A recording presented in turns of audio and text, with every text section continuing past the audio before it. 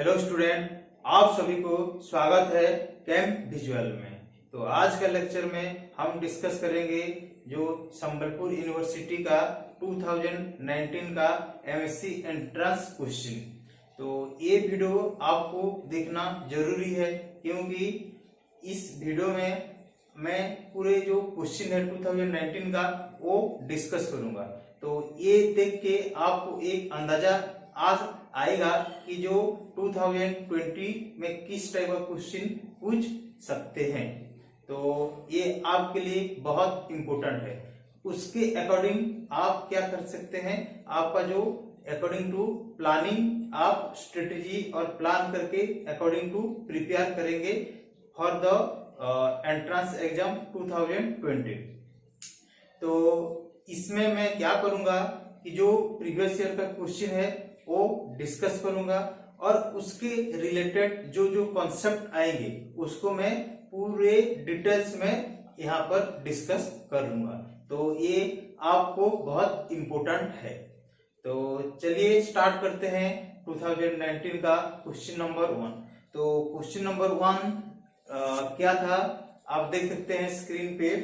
तो on adding few drops of dilute HCl to freshly precipitated ferric hydroxide, a red color colloidal solution is obtained. This process is known as peptidization, dialysis, protective action, devolution. तो देखिए आप इस question का answer क्या होगा। Suppose एक solution है ferric hydroxide का। ये सपोज एक सॉल्यूशन है फेरिक हाइड्रोक्साइड का, फेरिक हाइड्रोक्साइड का, और ये एक कोलोइडल सॉल्यूशन है। तो यहाँ पर ये सब कोलोइडल पार्टिकल है और ये कोलोइडल सॉल्यूशन है।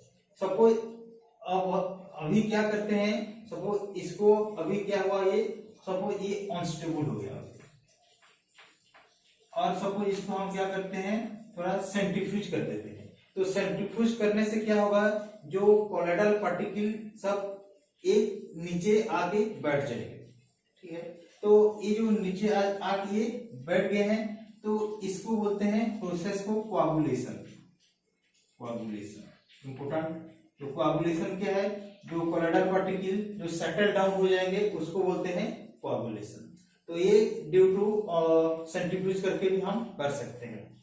और ये हमारा हो गया अभी फ्रेशली प्रिपेयर्ड प्रेसिपिटेट, ये हो गया हमारा प्रेसिपिटेट। तो ये फेरिक हाइड्रोक्साइड का प्रेसिपिटेट हो गया फ्रेशली प्रिपेयर्ड। तो क्वेश्चन में दिया हुआ है देखो, तो फेरिक हाइड्रोक्साइड का ये प्रेसिपिटेट हो गया। तो उसके बाद यहाँ पर हम क्या ऐड करने के लिए बोला है, देखो few drops of HCl, dilute HCl। तो यहाँ पर हम डाइल्यूट HCl ऐड करते हैं, डाइल्यूट HCl। तो डाइल्यूट HCl ऐड करने से क्या होगा, ये जो सेटल डाउन हुआ है, ठीक है, ये जो सेटल डाउन हुआ है, ये जो हमारा कोलोइडल पार्टिकल, ये सब फिर से क्या करेंगे, ये सॉल्यूशन में मूव करेंगे। सही है, तो सॉल्यूशन में जब मूव करेंगे अगेन ये ऐसे कोलोइडल सॉल्यूशन बना सकता है। तो ये जो सारा प्रोसेस होता है कि पहले जो हमारा कोलोइडल सॉल्यूशन है वो अनस्टेबल होने के बाद जो प्रेसिपिटेट होता है, प्रेसिपिटेट को हम एक इलेक्ट्रोलाइट, यहाँ पर जो डाइल्यूट HCl है ये एक इलेक्ट्रोलाइट की तरह काम करेगा। तो जब एक इलेक्ट्रोलाइट ऐड करेंगे यहाँ पर क्या होगा, जो सेटल डाउन हुआ है कोलोइडल पार्टिकल फिर से ये सॉल्यूशन में चला जाएगा। और ये जो प्रोसेस है उस प्रोसेस को बोलते हैं पेप्टिडाइजेशन। तो इसका जो क्वेश्चन नंबर 1 है उसका आंसर होगा ए। डायलिसिस क्या है, डायलिसिस ये तो हमारा यूज होता है आपका प्यूरिफिकेशन ऑफ कोलोइड में। तो ये आंसर नहीं है डायलिसिस। फिर एक नेक्स्ट है प्रोटेक्टिव एक्शन, इसको यूज करते हैं जो कोलोइडल पार्टिकल हमारा लियोफिलिक सॉल एंड लियोफोबिक सॉल है। तो वहाँ जो लियोफिलिक सॉल के ऊपर एक कोटेड रहता है, लियोफोबिक सॉल में लियोफिलिक सॉल का एक कोटेड रहता है। तो उसको वो क्या करता है, डायरेक्ट इलेक्ट्रोलाइट के प्रेजेंस में नहीं आता है लियोफोबिक सॉल। तो वहाँ जो लियोफिलिक सॉल है वो एक प्रोटेक्टिव की तरह यूज होता है। तो वो है, वो भी यहाँ नहीं है। और नेक्स्ट डिसोल्यूशन, ये डिसोल्यूशन क्या है, जो सॉल्यूट पार्टिकल सॉल्वेंट में डिजोल्व होकर जो सॉल्यूशन प्रिपेयर करते हैं वो है डिसोल्यूशन। तो फर्स्ट क्वेश्चन का आंसर हो जाएगा पेप्टिडाइजेशन। फिर नेक्स्ट क्वेश्चन चलिए आते हैं। जो नेक्स्ट क्वेश्चन है the number of components during the decomposition of ammonium chloride to ammonia and HCl in vacuum.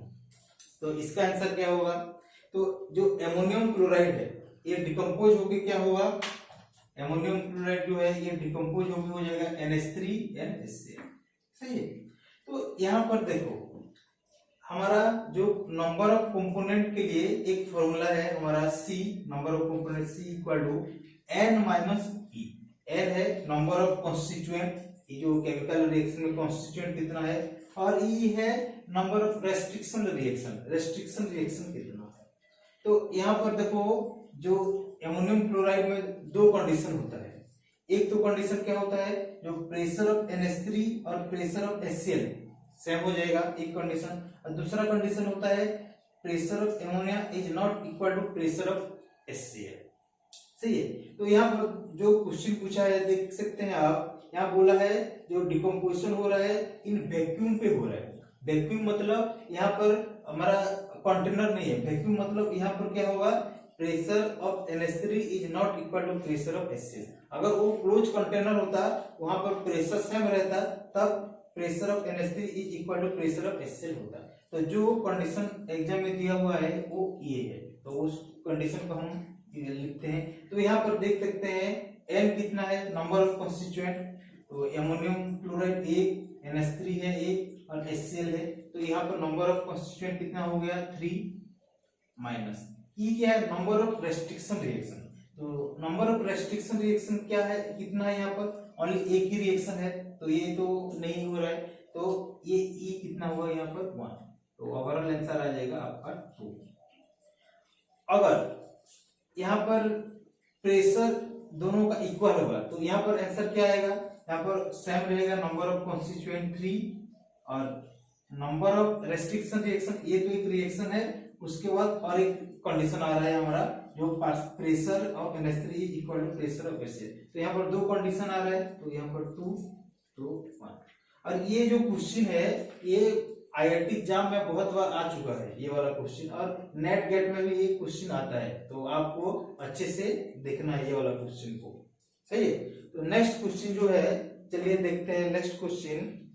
Next question है हमारा the wave number at which the Balmer series of helium atom appears is डेज time that of hydrogen atom. तो next जो है Balmer series, तो ये जो wave number calculation के लिए एक फॉर्मूला है वो mu bar directly equal to r into z square into 1 by n1 square minus 1 by n2 square. यहाँ पर r है हमारा रिडबर्ग कांस्टेंट, z है एटॉमिक नंबर और n1 नंबर है। तो जो बाल्मर सीरीज होता है वो बाल्मर सीरीज के लिए n1 को क्या लेते हैं 2 लेते हैं, और जो n2 होता है वो 3 4 5 डॉट डॉट डॉट होता है। और तो यहाँ पर हमारा दो एटम का कंपैरिजन पूछा है, तो हम पहले हाइड्रोजन एटम के लिए लिखते हैं। तो हाइड्रोजन एटम के लिए क्या होगा r, z तो हाइड्रोजन एटम के लिए 1 होगा 1 इंटू बाल्मर सीरीज के लिए n1 2 है 2 स्क्वायर, तो ये होगा इक्वेशन 1। उसी तरह हीलियम एटम के लिए कितना होगा, z में 2 पुट करेंगे और n1 भी 2 रहेगा और ये इक्वेशन 2 हो जाएगा। अभी क्या करते हैं, इक्वेशन 1 डिवाइडेड बाय इक्वेशन 2 कर देते हैं। डिवाइड करने से ये वाला पार्ट पूरा कैंसिल हो जाएगा, r भी कैंसिल हो जाएगा, तो बचेगा 1/4। उसके बाद क्रॉस मल्टीप्लाई कर देते हैं, क्रॉस मल्टीप्लाई कर देने से हो जाएगा हमारा वेव नंबर और mu bar of helium equal to 4 into mu bar of hydrogen. तो हीलियम का जो वेव नंबर है वो 4 गुना है हाइड्रोजन से, तो यहाँ पर आंसर जो है ए है। ठीक है, तो ये तो था क्वेश्चन नंबर 3। तो यहाँ से आप उस टाइप का भी बहुत सारा question related to this formula आता है। आपका शॉर्टेस्ट वेवलेंथ पूछेगा, लॉन्गेस्ट वेवलेंथ पूछेगा, और ऐसे कंपैरिजन वाला क्वेश्चन भी आता है, तो इस फॉर्मूला को आप याद रख लीजिए। फिर नेक्स्ट जो क्वेश्चन है क्वेश्चन नंबर 4। तो क्वेश्चन नंबर 4 पूछा है the standard reduction potential of the electrode Fe3 plus to Fe and Fe2 plus to Fe are minus 0.35 volt and 0.044 volt respectively। तो इस ये जो इट इज इजी टू क्या करने में इजी होगा ये वाला क्वेश्चन तो ये है। तो इसका आंसर क्या होगा देखिए यहाँ पर जो आयरन दिया हुआ है reduction Fe3 plus 2 3 electron Fe इसका रिडक्शन पोटेंशियल वैल्यू दे दिया है माइनस 0.35 वोल्ट और जो रिडक्शन पोटेंशियल है Fe2 प्लस से Fe हो रहा है इसका रिडक्शन पोटेंशियल वैल्यू दे दिया है 0.44 वोल्ट। अगर इस टाइप का क्वेश्चन पूछेगा तो पहले क्या करना है रिडक्शन पोटेंशियल वैल्यू को देखना है। तो जो रिडक्शन पोटेंशियल वैल्यू है उसको कंपेयर करेंगे कौन वैल्यू हाई है कौन वैल्यू लो है। तो यहाँ पर देख सकते हैं जो Fe2 प्लस से Fe हो रहा है इसका वैल्यू ज्यादा है as compare to Fe3 plus से Fe जो हो रहा है उसका वैल्यू से। तो जिसका रिडक्शन पोटेंशियल वैल्यू हाई होगा उस वाला रिएक्शन रिडक्शन में इजी होता है, ठीक है। और जिसका वैल्यू लो होगा वो ऑक्सीडेशन करने में इजी होता है। और ऑक्सीडेशन किसको बोलते हैं लॉस ऑफ इलेक्ट्रॉन, रिडक्शन कौन है गेन ऑफ इलेक्ट्रॉन। फिर जो होता है हमारा ऑक्सीडाइजिंग एजेंट, ऑक्सीडाइजिंग एजेंट क्या है वो दूसरों को ऑक्सीडाइज करेगा सेल्फ रिड्यूस होगा उसको बोलते हैं ऑक्सीडाइजिंग एजेंट। तो यहाँ पर जो रिडक्शन तो ये जो हाई वैल्यू है रिडक्शन मतलब इस वाला रिएक्शन को रिडक्शन करने में इजी होगा क्योंकि इसका वैल्यू हाई है। तो यहाँ पर आप 4 ऑप्शन है देख सकते हैं। फर्स्ट ऑप्शन दिया हुआ है ऑक्सीडाइज Fe2 Fe3 प्लस ये करने में इजी नहीं होगा क्योंकि इसका ये वैल्यू है। फिर जो ऑप्शन सी है सी को देखिए यहाँ पर दिया हुआ है reduce Fe2 plus two Fe तो इसको रिडक्शन करने में बहुत इजी होगा। तो आंसर हो जाएगा इसका सी, सही है। नेक्स्ट जो क्वेश्चन नंबर 5, क्वेश्चन नंबर 5 जो है केमिकल काइनेटिक्स से आया हुआ है और जो फास्ट ऑर्डर रिएक्शन से मैं पढ़ लेता हूं। जो half life for a fast order reaction is 69.35 second, T half दिया हुआ है 69.35 second and the value of rate constant पूछा है फास्ट ऑर्डर के लिए। तो हमको पता है जो फास्ट ऑर्डर रिएक्शन होते हैं के एंड टी हाफ के बीच में एक रिलेशन है वो है के equal to 0.693 by T half. तो यहाँ पर आप T half value direct put कीजिए तो ये कैलकुलेट करने से इसका आंसर जो आएगा 0.01 सेकेंड इनवर्स, सही है। तो बहुत इजी है, डायरेक्ट वैल्यू दिया हुआ आपको अगर फॉर्मूला याद है तो कुछ सेकंड में आपको आंसर मिल जाएगा। बहुत इजी है, कुछ भी कैलकुलेशन भी इजी है, कुछ नहीं दिया हुआ है। फिर नेक्स्ट जो क्वेश्चन है क्वेश्चन नंबर 6 ये इलेक्ट्रोकेमिस्ट्री से आया हुआ है। क्वेश्चन में क्या पूछा है 1 coulomb is the charge, 1 coulomb का चार्ज क्या होता है। तो हमको पता है कि जो 1 फैराडे होता है वो किसके बराबर होता है 96500 कूलम के साथ बराबर होता है, उस इक्वल होता है 1 मोल ऑफ इलेक्ट्रॉन। इस लाइन को आप याद रखना है। कौन सा line 1 faraday equal to 96500 coulomb equal to 1 mole of electron. तो यहाँ पर 1 कूलम इक्वल टू क्या हो जाएगा 1 बाय 96500 मोल ऑफ इलेक्ट्रॉन। वो डायरेक्टली आंसर भी दिया हुआ है, सही है। तो इसका आंसर जो होगा आंसर बी होगा, ठीक है। नेक्स्ट जो क्वेश्चन नंबर 7 है तो मैं क्वेश्चन नंबर 7 को इधर डिस्कस करता हूं। क्वेश्चन नंबर 7 जो आया है ये भी इलेक्ट्रोकेमिस्ट्री से आया हुआ है। यहाँ पर पूछा है the unit of equivalent conductance is, unit of equivalent conductance, जो इक्विवेलेंट कंडक्टेंस होता है उसका यूनिट पूछा है। तो हमको पता है जो इक्विवेलेंट कंडक्टेंस होता है उसका जो फॉर्मूला है lambda equivalent equal to kappa into 1000 divided by C. और यहाँ पर कापा क्या है ये स्पेसिफिक कंडक्टेंस है, स्पेसिफिक कंडक्टेंस, और सी क्या है कंसंट्रेशन। तो यहाँ पर जो कंसंट्रेशन है ये नॉर्मलिटी में है क्योंकि इक्विवेलेंट पूछा है नॉर्मलिटी में। तो इसका यूनिट क्या हो जाएगा आप देख सकते हैं। इसका यूनिट कापा का यूनिट है ओम इनवर्स इसका यूनिट हो जाएगा ओम इनवर्स सेंटीमीटर इनवर्स। फिर ये जो कंसंट्रेशन यहाँ इसका यूनिट क्या हो जाएगा, नॉर्मलिटी पूछा है तो नंबर ऑफ सॉल्यूट डिजल पर लीटर ऑफ द सॉल्यूशन, तो यहाँ पर सेंटीमीटर दिया है तो cm³ लेंगे, तो यहाँ पर हो जाएगा इसका 1000 और 1000 को नहीं लिख रहा हूँ डायरेक्ट, तो यहाँ पर जो क्या होगा gram equivalent divided by cm³, तो cm³ ऊपर चला जाएगा, तो ये हो जाएगा आपका cm³ ग्राम इक्विवेलेंट। तो यहाँ पर ये कैंसिल हो जाएगा, तो आपका यूनिट हो जाएगा ohm inverse centimetre square equivalent inverse. तो ये है ऑप्शन ए में दिया हुआ है, सही है। तो ये भी बहुत इजी है, आपको बस फॉर्मूला याद रखना है, और ये क्लास 12 का ही सिलेबस में है, आपका +3 सिलेबस में भी नहीं है। तो बहुत इजी क्वेश्चन आया था ये, क्वेश्चन नंबर 7। नेक्स्ट जो क्वेश्चन है क्वेश्चन 8, जो क्वेश्चन 8 है वो थर्मोडायनामिक्स से आया हुआ है। तो क्वेश्चन क्या है थोड़ा डिस्कस करते हैं। क्वेश्चन नंबर 8,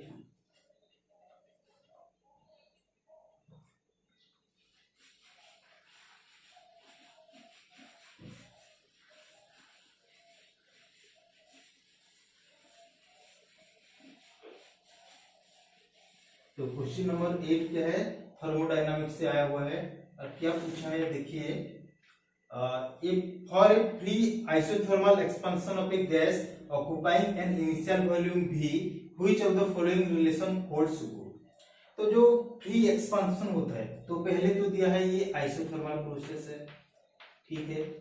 तो आइसोथर्मल प्रोसेस में क्या होता है, T कांस्टेंट, टेम्परेचर कांस्टेंट रहता है। अगर टेम्परेचर कांस्टेंट है तो इसका dt क्या हो जाएगा, 0 हो जाएगा, ये आपको पता है। ये आइसोथर्मल प्रोसेस में टेम्परेचर जो होता है कांस्टेंट होता है और उसका डेरिवेटिव क्या होता है, 0 होता है। फिर और क्या दिया हुआ है, हाँ ये चीज दिया हुआ है। तो हमको पता है, हम heat capacity C, heat capacity equal होता है dQ/dt, ये आप सभी को पता है। तो जो हीट कैपेसिटी होता है ये इसका दो कांस्टेंट होता है, एक heat capacity eight constant pressure होता है, एक heat capacity eight constant volume होता है। और Cp का फॉर्मूला जो है, Cp इक्वल होता है del H by del T at constant pressure. And Cv का जो है ये होता है Cv equal to del U, और del U की जगह यहाँ पर E में मेंशन किया हुआ है internal energy del E by del T at constant volume, ठीक है। तो अगर इसको हम मल्टीप्लाई कर देंगे तो ये हो जाएगा हमारा Cp dt, ये सब कांस्टेंट प्रेशर है, इक्वल टू del H।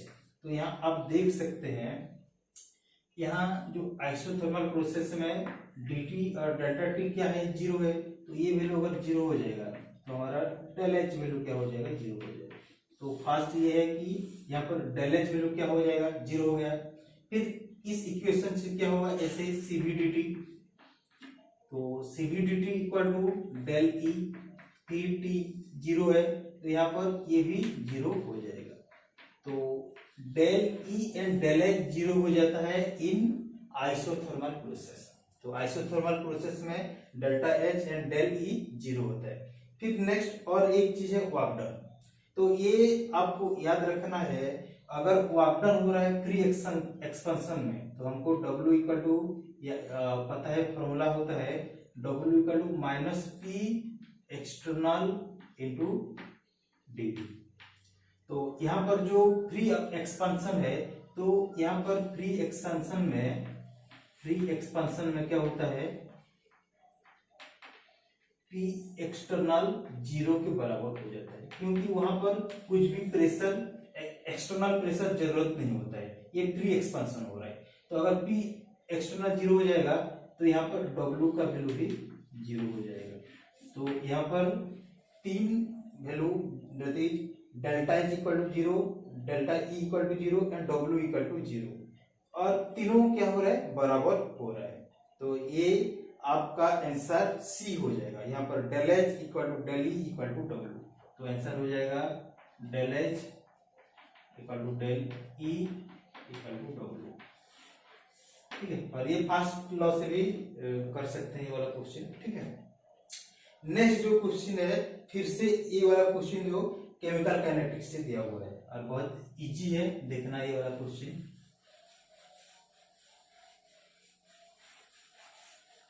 तो देखिए क्या दिया हुआ है क्वेश्चन।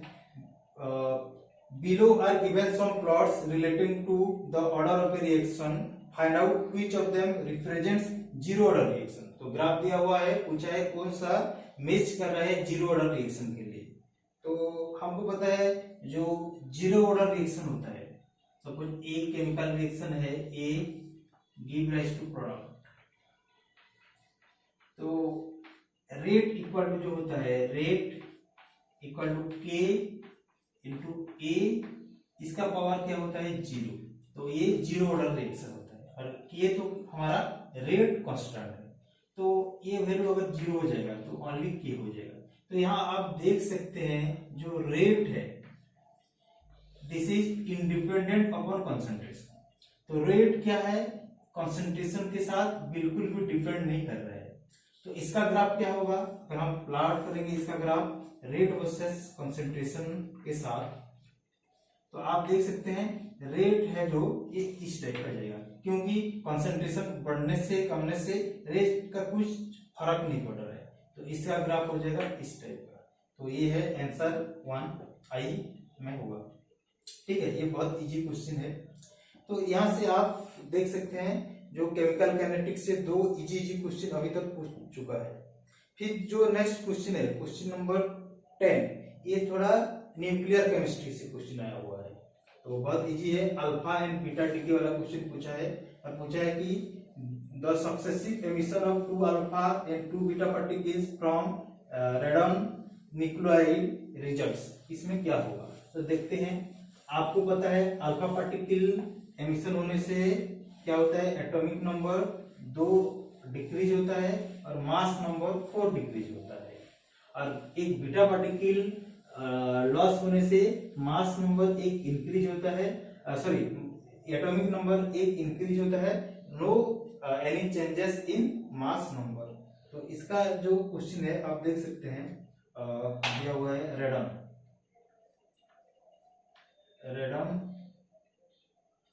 86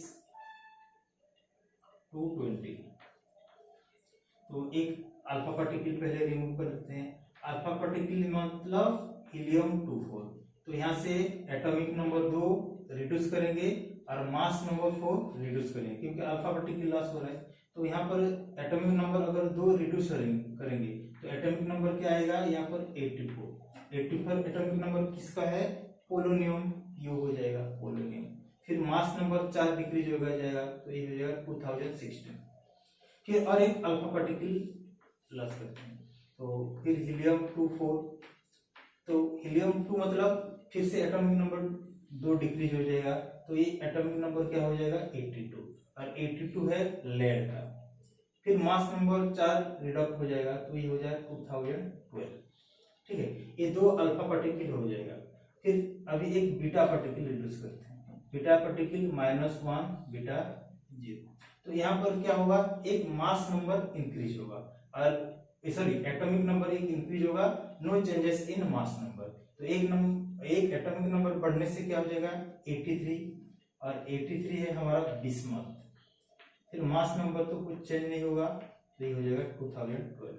फिर और एक बीटा पार्टिकल बोला है, तो फिर से बीटा पार्टिकल रिमूव कर देते हैं, -1 बीटा 0।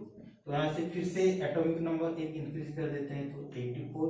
तो 84 फिर किसका है, पोलोनियम 212। तो ये जो आंसर आ जाएगा 84 पोलोनियम 212, और आंसर है ए। ठीक है, ये क्वेश्चन नंबर 10 था।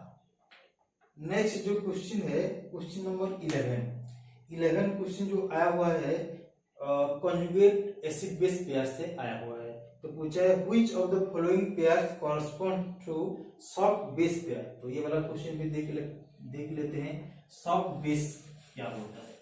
तो हार्ड एसिड बेस आपको कैसे पता चलेगा, इसके लिए आप क्या करना, जो हार्ड एसिड होता है, हार्ड एसिड, हार्ड बेस, मैं थोड़ा इसका कंपैरिजन लिख देता हूँ। हार्ड एसिड जो होता है हाई पॉजिटिव चार्ज रहता है, इसका हाई पॉजिटिव चार्ज रहता है। फिर इसका जो होता है स्मॉल साइज होता है, स्मॉल साइज होता है। ये दो चीज याद रखना। तो हार्ड बेस का क्या होगा, इसका हाई नेगेटिव चार्ज रहता है, हाई नेगेटिव चार्ज रहेगा। फिर इसका जो साइज होगा ये स्मॉल साइज, तो ये लार्ज साइज होगा। ये डिफरेंस होता है हार्ड एसिड हार्ड बेस में। और जो सॉफ्ट होते हैं उनका थोड़ा क्या होता है, इन बिटवीन रहते हैं वो, ठीक है। तो यहाँ पर जो क्वेश्चन पूछा है हमको सॉफ्ट बेस, तो ज्यादातर हार्ड एसिड जो होते हैं हमारा अल्काली मेटल होते हैं जनरली, उसका हाई पॉजिटिव चार्ज रहता है। और जो ट्रांजिशन मेटल का जो रहते हैं अगर उनका पॉजिटिव 3+ 2+ में आएंगे तो वो हार्ड एसिड में आते हैं। और हार्ड बेस जनरली जिसका हाई नेगेटिव चार्ज रहता है, ऑक्सीजन 2-, उसका जो उसका इलेक्ट्रोनेगेटिविटी ज्यादा रहता है, वो सब हार्ड बेस में आते हैं। और सॉफ्ट में उसका थोड़ा थोड़ा लेस पोलराइजेबल कंपाउंड्स रहते हैं। यहाँ पर फर्स्ट ऑप्शन जो दिया हुआ है देखो N2O-, ये भी नहीं हुआ क्योंकि I- जो है ये तो हार्ड बेस हो गया। यहाँ पर देखना है सॉफ्ट वाला चीज, तो यहाँ पर जो हो है ऑप्शन डी को देखिए। ऑप्शन डी जो दिया हुआ है SCN- एंड H2O3 2-। तो यहाँ पर दोनों सॉफ्ट है, ये भी सॉफ्ट है, ये भी सॉफ्ट है। ये सल्फर के लिए बहुत सॉफ्ट है, ये सल्फर फास्फोरस, ये वाला दो एलिमेंट जो होते हैं यहाँ पर सॉफ्ट रहता है, ये सॉफ्ट। तो जहां पर भी जनरली सल्फर फास्फोरस रहेंगे वो सॉफ्ट होगा। और ये तो नेगेटिव चार्ज है तो बेस ही होंगे, तो ये सॉफ्ट बेस होंगे। ये आपको जो ऑप्शन है वहां से भी पता चल रहा है, क्योंकि ऑक्सीजन वाला तो हाई इलेक्ट्रोनेगेटिव होता है, वो तो सॉफ्ट में नहीं आएंगे। तो एक ही ऑप्शन बचता है, वो है डी वाला ऑप्शन। नेक्स्ट जो क्वेश्चन है लैंथेनाइट से आया हुआ है, क्वेश्चन नंबर 12, और बहुत इजी है, बहुत इजी है। The common and most stable oxidation state of lanthanides is. तो लैंथेनाइट्स में जो होता है हमारा वहां पर जो ऑक्सीडेशन कॉमन होता है वो है +3 ऑक्सीडेशन स्टेट। जो लैंथेनाइट होता है हमारा 57 के बाद शुरू होता है लैंथेनाइट सीरीज, उसके बाद एक एक्टिनाइट सीरीज आया है, एक्टिनाइट सीरीज होता है। तो यहाँ जो क्वेश्चन पूछा है लैंथेनाइट्स का, तो जो ऑक्सीडेशन स्टेट कॉमन होता है वो है +3 एंड वो भी स्टेबल ऑक्सीडेशन स्टेट है। जो और भी लैंथेनाइट्स एलिमेंट होते हैं उन्होंने +2 ऑक्सीडेशन स्टेट भी शो करते हैं और कुछ एलिमेंट +4 ऑक्सीडेशन स्टेट भी करते हैं, लेकिन +3 वाला हर एलिमेंट शो करता है। तो इसका आंसर हो जाएगा +3 ऑप्शन सी। नेक्स्ट चलिए देखते हैं क्वेश्चन नंबर 13। और क्वेश्चन नंबर जो 13 है वो हमारा कोऑर्डिनेशन कंपाउंड से आया हुआ है। तो जो क्वेश्चन है वो डी ट्रांजिशन के ऊपर और चार्ज ट्रांसफर स्पेक्ट्रा के ऊपर क्वेश्चन आया हुआ है। तो क्वेश्चन जो है हमारा which of the following statement is not correct, not correct पूछा है। पहले मैं ऑप्शन बी के तरफ चलता हूँ। ऑप्शन बी दिया हुआ है d transition involves d transition are Laporte forwarded. तो जो हमारा सिलेक्शन रूल होता है कोऑर्डिनेशन कंपाउंड में वो दो तरह का होता है सिलेक्शन रूल। एक तो होता है स्पिन सिलेक्शन रूल और दूसरा होता है Laporte selection rule. Spin selection rule क्या है, जहां पर स्पिन सिलेक्शन रूल जिसका डेल एस वैल्यू 0 होना चाहिए। और यहाँ पर क्या होगा, जो मल्टीप्लिसिटी होगा, जो मल्टीप्लिसिटी होगा, सपोज जो ट्रांजिशन होगा, सपोज ये है 2D 2SS, तो यहाँ पर जो मल्टीप्लिसिटी होगा, यहाँ पर ये जो मल्टीप्लिसिटी सेम होना चाहिए वही। और डेल S इक्वल टू 0, अगर डेल S इक्वल टू 0 होगा तो ये स्पिन अलाउड होगा, और del S not equal to 0 ये स्पिन फॉरवर्डेड होगा। और एक अगर यहाँ पर जो ट्रांजिशन होगा ये वाला अगर पैरेलल में है इस साइड, और ये जाके फिर से यहाँ पर इस टाइप का पोजीशन रहता है, तो ये हो जाए हमारा स्पिन अलाउड ट्रांजिशन। ठीक है।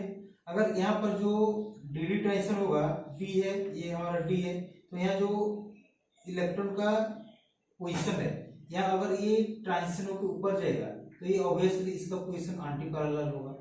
तो ये पैरेलल हो गया, एंटी पैरेलल हो रहा है, तो ये वाला जो ट्रांजिशन होता है ये स्पिन फॉर्मूलेट होता है। तो इसीलिए D5 वाला जो सिस्टम होता है वो स्पिन फॉर्मूलेट होता है।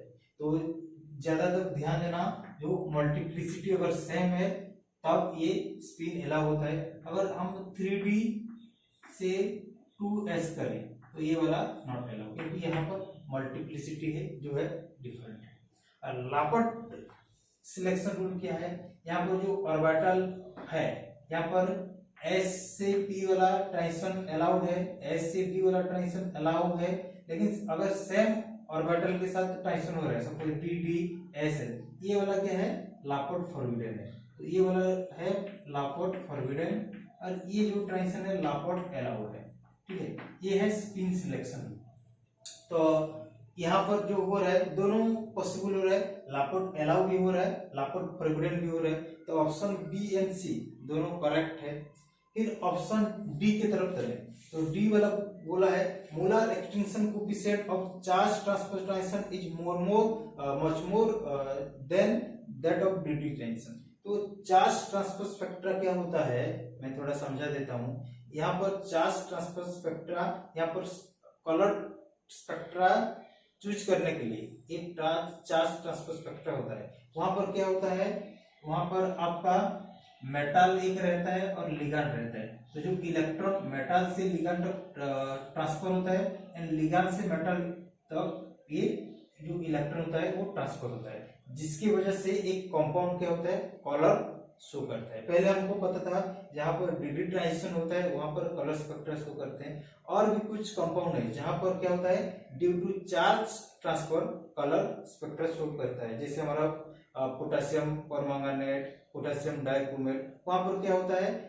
चार्ज ट्रांसफर स्पेक्ट्रा होता है। वहां से मेटल से लिगैंड को इलेक्ट्रॉन ट्रांसफर होता है और लिगैंड से मेटल तक इलेक्ट्रॉन ट्रांसफर होता है। और ये जो कलर का इंटेंसिटी वो क्या होता है, चार्ज ट्रांसफर स्पेक्ट्रा से ज्यादा इंटेंस होता है as compare to D transition. तो ऑप्शन डी जो दिया हुआ है वो भी सही है।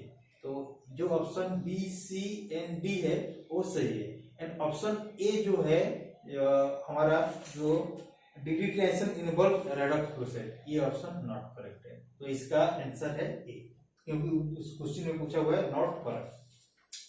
फिर नेक्स्ट क्वेश्चन चलिए जाते हैं क्वेश्चन नंबर 14। ये वाला क्वेश्चन थोड़ा केमिकल बॉन्डिंग से आया हुआ है, एसिड बेस केमिस्ट्री से। तो पूछा है which of the following is Lewis acidity sequence, Lewis acidity sequence. तो पहले बता देता हूं लुईस एसिड क्या होता है। अगर कोई भी स्पीशीज इलेक्ट्रॉन पेयर एक्सेप्ट कर सकता है तो वो होगा लुईस एसिड, और जो ज्यादा इलेक्ट्रॉन कैपेबल होगा एक्सेप्ट करने के लिए उसका एसिडिटी पावर ज्यादा होगा। तो यहाँ पर 3 कंपाउंड दिया हुआ है, एक दिया हुआ है BF3, BCl3 एंड BBr3। और सर ये BF3 होगा, BCl3, तो ये हमारा Cl होगा, ये भी Cl होगा, ये Br होगा, ये Br होगा। तो यहाँ पर देख सकते हैं, अगर हम इसका बात करें बोरॉन, यहाँ क्योंकि बोरॉन इलेक्ट्रॉन एक्सेप्ट करेगा, तो बोरॉन और फ्लोरीन में दोनों का 2p ऑर्बिटल वैकेंट है। तो यहाँ पर जो ओवरलैपिंग होगा 2p पे ओवरलैपिंग होगा।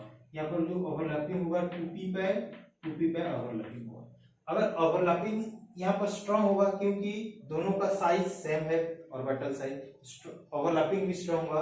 और यहाँ पर बैक बॉन्डिंग मतलब यहाँ से जो फ्लोरीन इसको इलेक्ट्रॉन जो देगा, ये वाला इलेक्ट्रॉन क्या होगा, बोरॉन फिर से इसको इलेक्ट्रॉन दे सकता है। तो ये होता है बैक बॉन्डिंग। बोरॉन से फ्लोरीन इलेक्ट्रॉन लेगा, खींचेगा, और फ्लोरीन से भी इलेक्ट्रॉन बोरॉन तक आएगा, वो है बैक बॉन्डिंग। तो यहाँ पर जो बैक बॉन्डिंग के चलते क्या होगा, फ्लोरीन फिर से इसको इलेक्ट्रॉन दे देगा। तो यहाँ पर जो electron density around the boron atom ज्यादा हो जाएगा, क्योंकि यहाँ पर फ्लोरीन भी इलेक्ट्रॉन ज्यादा दे रहा है। ठीक है, तो इसका एसिडिटी पावर क्या होगा, सबसे कम हो जाएगा, क्योंकि इसका बोरॉन के अराउंड इलेक्ट्रॉन डेंसिटी अराउंड ज्यादा होने से इसको ये लेस कैपेबल होगा इलेक्ट्रॉन एक्सेप्ट करने के लिए। इसके लिए इसका एसिडिटी पावर क्या होगा, लो होगा। अगर बात करें BBr3, तो यहाँ पर देख सकते हैं जो बोरॉन का साइज है और ब्रोमीन का साइज, ये तो 2p वाला है, ये 5p, इसका साइज बहुत बड़ा है। तो यहाँ पर जो ओवरलैपिंग होगा बहुत लिस्ट, मतलब स्ट्रॉन्ग नहीं होगा, बहुत लिस्ट ओवरलैपिंग होगा, जिसकी वजह से यहाँ पर बैक बॉन्डिंग पॉसिबल नहीं है। तो अगर बैक बॉन्डिंग पॉसिबल नहीं है तो बोरॉन इलेक्ट्रॉन नहीं दे पाएगा, सॉरी ब्रोमीन इलेक्ट्रॉन नहीं दे पाएगा बोरॉन को। अगर बोरॉन को इलेक्ट्रॉन नहीं दे पा रहा है तो इसका अराउंड में इलेक्ट्रॉन डेंसिटी का जो सराउंड होगा वो बहुत लेस होगा। तो ये फिर से इलेक्ट्रॉन डेफिशिएंट सेंटर ज्यादा होगा, तो ये क्या कर सकता है, इलेक्ट्रॉन एक्सेप्ट करने का टेंडेंसी इसका ज्यादा हो जाएगा, तब ये क्या हो जाएगा, हाई एसिडिक कैरेक्टर शो करेगा। तो इसका जो ऑर्डर होगा BBr3, BCl3 एंड BF3। ठीक है, ये भी बहुत बार जाम और गेट नेट में क्वेश्चन आ चुका है, बहुत इंपॉर्टेंट है। नेक्स्ट क्वेश्चन जो दिया हुआ है हमारा सॉलिड स्टेट केमिस्ट्री से है। सॉलिड स्टेट में हमको पता है जो क्यूबिक क्रिस्टल होता है उसका 7 टाइप का हमारा यूनिट सेल होता है, वो है हमारा डिफरेंट यूनिट सेल है। तो उसका जो लैटिस पैरामीटर और लैटिस एंगल उसके बीच में रिलेशन पूछा है। तो यहाँ पर हमको ऑर्थोरोम्बिक दिया हुआ है। तो हमारा जो 7 यूनिट सेल है वो 7 जो क्रिस्टल सिस्टम है, यूनिट से बोल रहा हूँ, 7 जो क्रिस्टल सिस्टम है क्यूबिक का, वो क्या क्या है मैं थोड़ा पढ़ देता हूँ। एक है cubic, tetragonal, monoclinic, orthorhombic, triclinic, hexagonal, rhombohedra. ये जो 7 क्रिस्टल सिस्टम है वहां से आपको पूछा है ऑर्थोरोम्बिक का लैटिस पैरामीटर्स क्या होगा।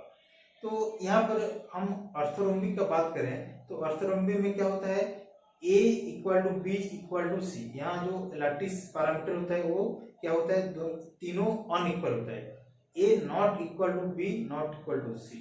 और जो एंगल होता है अल्फा बीटा गामा वो सब इक्वल होता है 90 डिग्री। मतलब इसका जो है A ≠ B ≠ C ये वाला रिलेशन, और अल्फा = बीटा = गामा = 90 डिग्री, ये ऑर्थोरोम्बिक का है। ठीक है, तो आज का लेक्चर में इतना ही। नेक्स्ट फिर से और कुछ क्वेश्चन डिस्कस करेंगे।